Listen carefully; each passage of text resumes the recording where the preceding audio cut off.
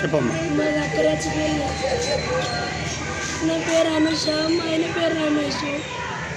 మేము అంగడి పోయినాం, చేపలు తెచ్చుకున్నాము, వండుకున్నాము. చేపల కూర ఉన్నది తినమని నేనన్నా, లేదు కొన్ని వేయాలన్నాడు. నా కొడుకు వండుకుంటే లేపిండు. కోడి రాత్రి 10 గంటలకు కొయ్యాలని అంటాడు. వచ్చిండు, వాళ్ళ అమ్మ దగ్గరికి పోయాడు. నన్ను అడిగి వద్దన్న, అయినా కానీ తీసుకోపోతురారా అని పిలిచింది. పిలిస్తే చూద్దా ఆయనే తీసుకోపోతురా అనగానే పోయిండు. అవ్వ నా కోడి అన్నాడు. కోడి పట్టుకొని వచ్చిండు, ఇంట్లోకి పోయిండు, కత్తి పట్టుకొని వచ్చిండు. కోడిని కొయ్యాల రారా అని పిలిస్తాడు. ఆడి పొద్దున కోసుకుందాం తీడాడు అన్నాడు. అంటే నన్ను కొడతాండి. ఇక పొద్దున అంటే నువ్వు పోయినిస్తే మరి నన్ను గొడవ వేసిండు.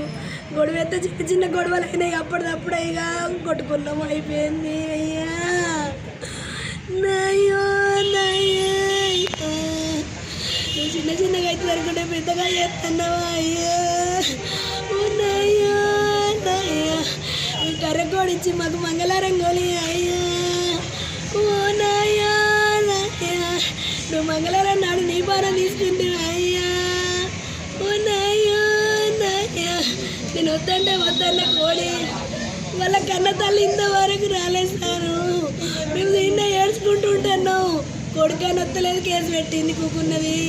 మేము ఇక్కడనే ఏడ్చుకుంటుంటున్నాం. కానీ వాళ్ళ ఫ్యామిలీ వాళ్ళు ఎవరు రాలేదు సార్. నా భర్త వ్యవసాయం చేస్తాడు, నేను కూలి 4 ఇక్కడ పని చేసుకుంటా.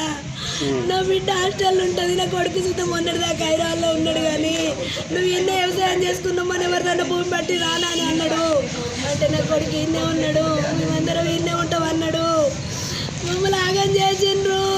వాళ్ళ అక్కయ్యలే పండుగ విలువపోయేదని తాగి గొడవ చేస్తాడని, అంటే తాగి గొడవ చేస్తాడని మమ్మల్ని అసలు ఎప్పుడు విలువకపోయేది. అసోటోళ్ళు పిలిచి అలా మమ్మల్ని అది పానం తీసుకొని మా మీద కేసు పెడతాండ్రు. మేము నేను ఎన్నో బాధలలో నా భర్తను బయటికి తీసుకొచ్చుకున్నా. నేను ఎన్ని కేసులు పెట్టినా, వాళ్ళ మా తమ్ముడు కేసు పెట్టిండు, వాళ్ళ మరదలు కేసు పెట్టింది. వాళ్ళ మరదలు రవిడి కేసు పెడితే నేను తీసుకొచ్చుకున్నా. అన్ని కేసులకి తీసుకొచ్చుకున్నా. 50,000 కొట్టించుకుని నా భర్తను తీసుకొచ్చుకున్నా. వాళ్ళ మా తమ్ముడు మొన్న కేసు పెట్టిండు 10 నెలలకి.